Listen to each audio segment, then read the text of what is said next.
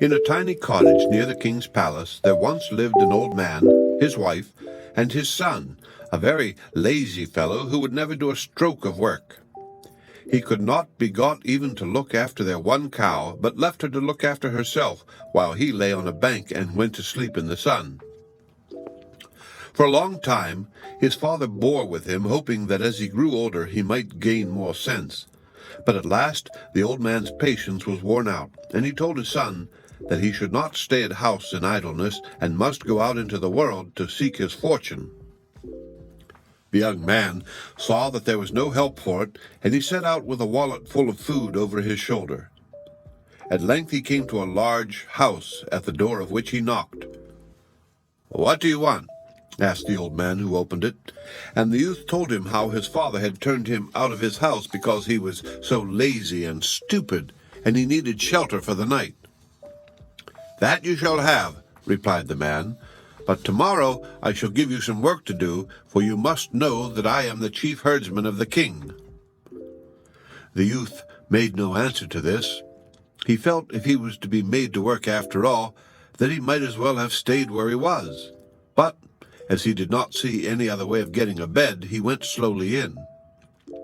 The herdsman's 2 daughters and their mother were sitting at supper and invited him to join them. Nothing more was said about work, and when the meal was over, they all went to bed. In the morning, when the young man was dressed, the herdsman called to him and said, "Now listen, and I will tell you what you have to do." "What is it?" asked the youth sulkily. "Nothing less than to look after 200 pigs," was the reply. "Oh, I am used to that," answered the youth. "Yes, but this time you will have to do it properly," said the herdsman, and he took the youth to the place where the pigs were feeding, and told him to drive them to the woods on the other side of the mountain.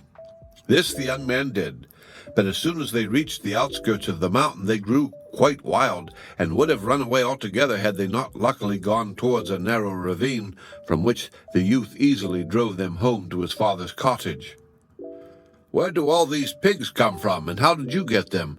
asked the old man in surprise when his son knocked at the door of the hut he had left only the day before.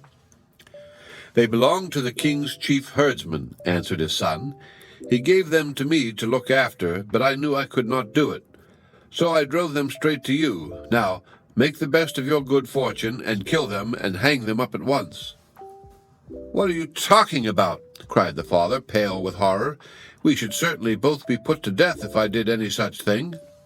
No, do as I tell you, and I will get out of it somehow," replied the young man. And in the end he had his way. The pigs were killed and laid side by side in a row. Then he cut off the tails and tied them together with a piece of cord, and swinging the bundle over his back, he returned to the place where they should have been feeding. Here there was a small swamp, which was just what he wanted, and finding a large stone, he fastened the rope to it and sank it in the swamp, after which he arranged the tails carefully, one by one, so that only their points were seen sticking out of the water. When everything was in order, he hastened home to his master with such a sorrowful face that the herdsman saw at once that something dreadful had happened. "Where are the pigs?" asked he. "Oh, don't speak of them," answered the young man. "I really can hardly tell you. The moment they got into the field they became quite mad, and each ran in a different direction. I ran too, hither and thither, but as fast as I caught one, another was off, till I was in despair. At last, however, I collected them all, and was about to drive them back, when suddenly they rushed down the hill into the swamp, where they vanished completely, leaving only the points of their tails, which you can see for yourself." "You have made up that story very well," replied the herdsman. "No, it is the real truth. Come with me, and I'll prove it." And they went together to the spot, and sure enough were the points of the tails sticking up out of the water. The herdsman laid hold of the nearest, and pulled at it with all his might, but it was no use, for the stone and the rope held them all fast. He called to the young man to help him, but the two did not succeed any better than the one had done. "Yes, your story was true after all. It is a wonderful thing," said the herdsman. But I see it is no fault of yours, and I must put up with my loss as well as I can. Now let us return home, for it is time for supper." Next morning, the herdsman said to the young man, "I have got some other work for you to do. Today you must take 100 sheep to graze, but be careful that no harm befalls them." "I will do my best," replied the youth, and he opened the gate of the fold where the sheep had been all night, and drove them out into the meadow. But in a short time they grew as wild as the pigs had done, and scattered in all directions. The young man could not collect them, try as he would, and he thought to himself that this was the punishment for his laziness in refusing to look after his father's one cow. At last, however, the sheep seemed tired of running about, and then the youth managed to gather them together, and drove them, as before, straight to his father's house. "Whose sheep are these, and what are they doing here?"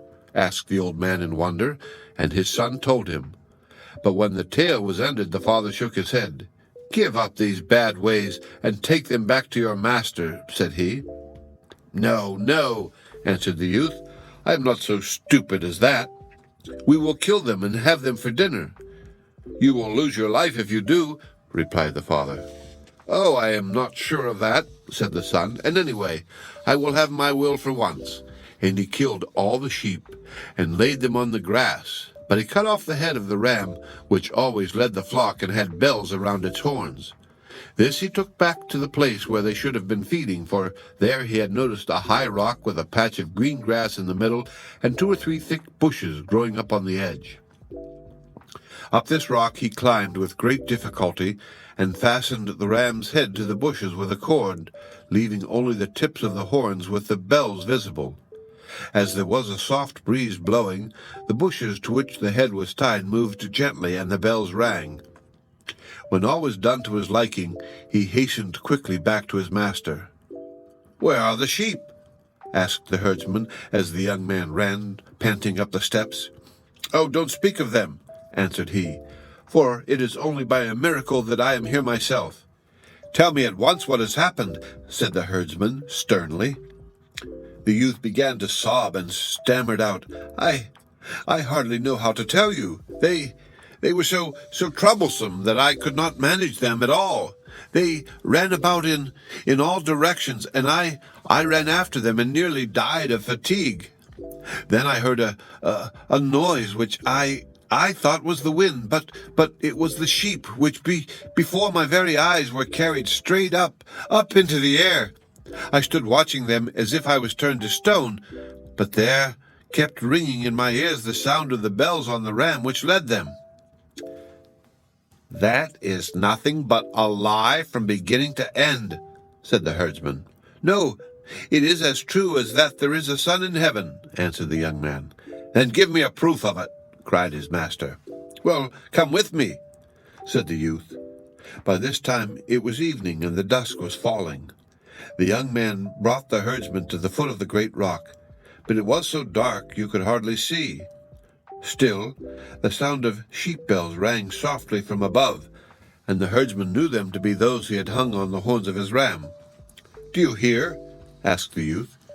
"Yes, I hear. You have spoken the truth, and I cannot blame you for what has happened. I must bear the loss as best I can." He turned and went home, followed by the young man, who felt highly pleased with his own cleverness. "I should not be surprised if the tasks I set you were too difficult, and that you were tired of them," said the herdsman next morning. "But today I have something quite easy for you to do. You must look after 40 oxen, and be sure you are very careful, for one of them has gold-tipped horns and hooves, and the king reckons it among his greatest treasures." The young man drove out the oxen into the meadow, and no sooner had they got there than, like the sheep and the pigs, they began to scamper in all directions, the precious bull being the wildest of all.